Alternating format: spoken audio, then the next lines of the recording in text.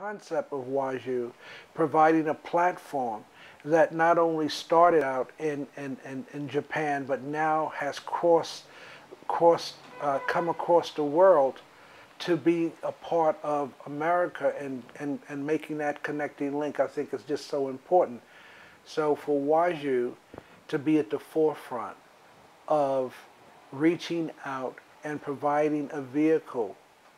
for us to communicate, I think is wonderful. And through the Waju project,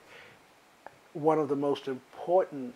features of Waju is that it's breaking down cultural and racial barriers to misunderstanding, because through this process of sharing stories, sharing documentaries, we're able to